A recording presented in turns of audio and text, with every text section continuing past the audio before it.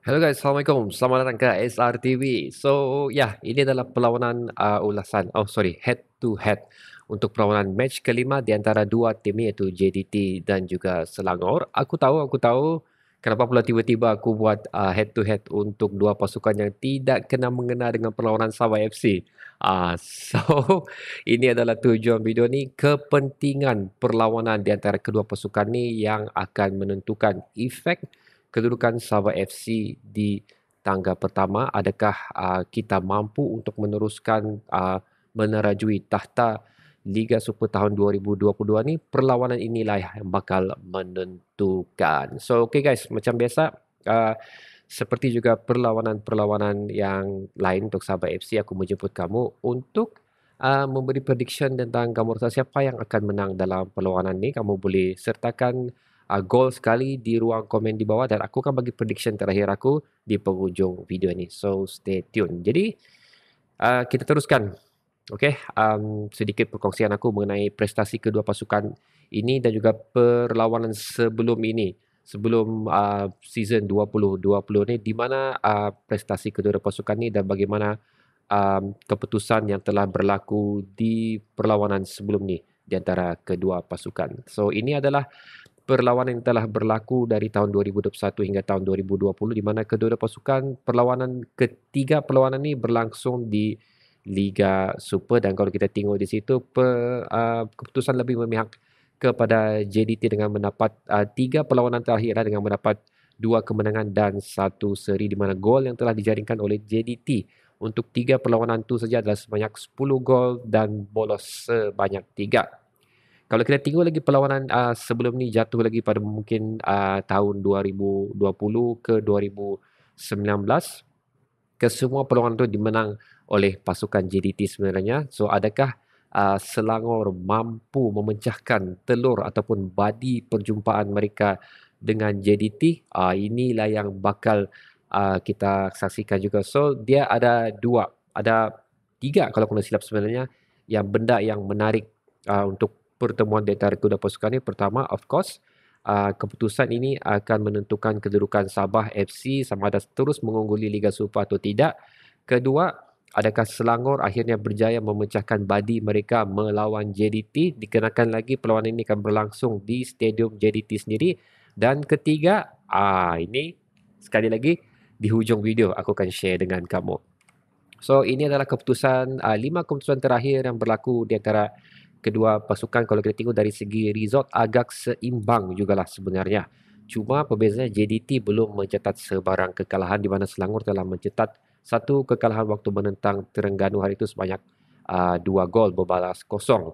Dan untuk pertemuan JDT dengan Terengganu pula dimenangi oleh JDT sebanyak 2 gol berbalas 1. So itu boleh menjadi tali ukur di antara kedua pasukan ni lah. Walau macam mana pun, dari segi gol kita tengok di situ Selangor lebih mengungguli dari segi jaringan yang telah dilakukan. Ini adalah faktor perlawanan terakhir mereka waktu menentang Sarawak, di mana mereka telah berjaya menjaringkan 7 gol berbalas kosong, membuatkan mereka adalah pasukan yang paling unggul sekarang menjaringkan gol itu sebanyak 19 gol. Walau macam mana pun, JDT memegang rekod pasukan yang paling rendah bolos, iaitu sebanyak 3 gol. So sekiranya Selangor boleh meneruskan prestasi mereka menentang Sarawak, iaitu mampu menjaringkan sebanyak gol yang boleh, tapi kena ingat di sini bahawa JDT mempunyai defense yang cukup bagus. So ini adalah perbezaan di antara kedua pasukan ni. Dan ini adalah reason pertama tadi kenapa aku keluarkan head to head perlawanan ni, kerana perlawanan ni adalah merupakan efek yang terpenting untuk kedudukan atau mengekalkan momentum dan juga motivasi pasukan Sabah FC kita, iaitu sekiranya JDT menang perlawanan ini, mereka akan mengutip sebanyak 19 mata, 6, 7, 8, 9, 10, 19 mata, membuatkan Sabah kembali jatuh ke tangga kedua. Walau macam mana pun, sekiranya JDT menang, tidak akan efek juga untuk pasukan Sabah begitu banyak, sebaliknya akan jatuh sebanyak satu anak tangga saja. Tapi walau macam mana pun, kita mengharapkan, bagi aku mengharapkan keputusan ini lebih kepada Selangor, kerana sekiranya Selangor menang, Selangor sekarang berada di tangga ke-6 atau 7 kalau aku tak silap. At least kemenangan Selangor itu tidak mengganggu juga kedudukan kita di tahta Liga Super ni. So, okay guys, ini adalah prediction yang bakal aku bagikan kepada kamu. Tapi aku bagi tahu kamu tadi ada reason ketiga kenapa perlawanan ini adalah menjadi satu perlawanan tumpuan. Selain daripada dua reason tu, satu adalah merupakan kerana di kedua-dua pasukan ni penyerang diorang iaitu Bergson dan juga Kayon adalah merupakan kedua pemain yang mengungguli jaringan terbanyak di Liga Super setakat ni. So ini adalah pertemuan di antara dua striker yang kemampuannya cukup terbukti setakat ni, perbelanjaan yang cukup bagus daripada kedua-dua pasukan yang akan menunjukkan siapakah lebih hebat atau lebih mampu untuk menggegarkan gawang. Dan selain daripada tu, ini biasa sajalah, ini adalah perjumpaan di antara kedua pasukan. Kira boleh dikatakan JDT, of course pasukan Gergasi dan Selangor pun antara pasukan yang hebat juga. So pertemuan di antara kedua pasukan Gergasi di match kelima untuk season 22 ni, dan perlawanan ni bagus juga untuk kita tengok pasal kedua-dua tim ni belum kita pernah lawan lagi. Ini adalah dua perlawanan yang bakal menjadi perlawanan yang keras untuk Sabah FC untuk menentukan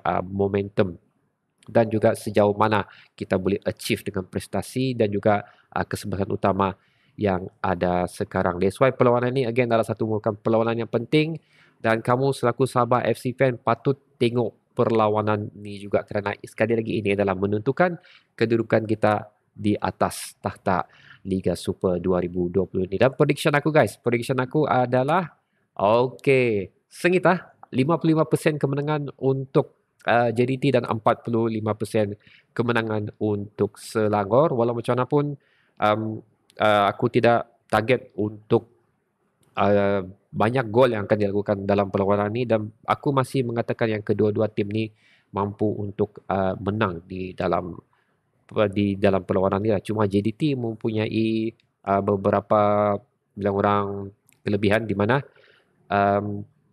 mereka bermain selaku tuan rumah dan kebanyakan pemain JDT telah beraksi bersama pasukan Harimau Melaya untuk perlawanan AFC, membuatkan pemain mereka yang mungkin akan turun di kesebelasan utama Padang Selangor ni kadar fitness dan juga motivasi yang cukup tinggi untuk meneruskan perjuangan JDT. Walaupun aku memberi kelebihan untuk JDT sebanyak 55%, tapi aku masih mengharapkan Selangor boleh menang perlawanan ini ataupun at least seri. Walaupun perlawanan ini seri, Sabah masih kekal berada di nombor 1 Liga Super ni. So itu adalah harapan aku dan aku mau tahu apa pula harapan kamu dan juga apa prediction kamu untuk perlawanan ini guys. Okay. Masuk Zohor sudah. So sila tekan di ruang komen di bawah dan kita akan bincangkan mengenai apa-apa isu-isu ataupun prediction kamu yang bakal kamu letak di bawah nantilah. So guys, Assalamualaikum.